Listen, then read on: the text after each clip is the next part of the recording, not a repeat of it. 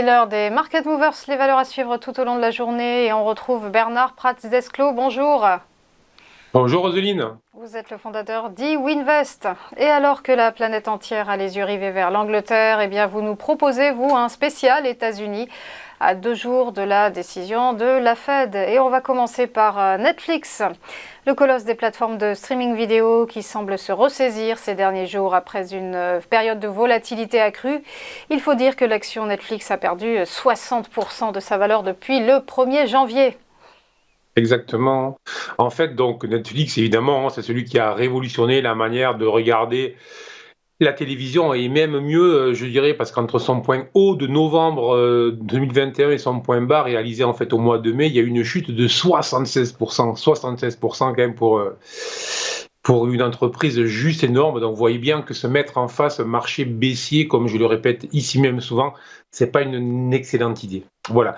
Alors, mais comme vous le disiez très bien, depuis quelques semaines, on est sur une valeur qui est en train d'essayer de construire une configuration de retournement qui est très intéressante.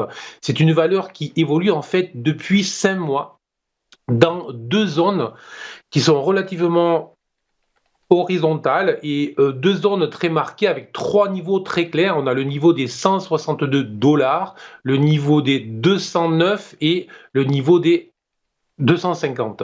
Et tout simplement, c'est une action qui est en train de se rapprocher du niveau des 250 $. Et en cas de franchissement de ce niveau, effectivement, alors que tout était au rouge, ben, elle serait en train de repasser un petit peu à l'orange, je dirais, dans une possibilité de...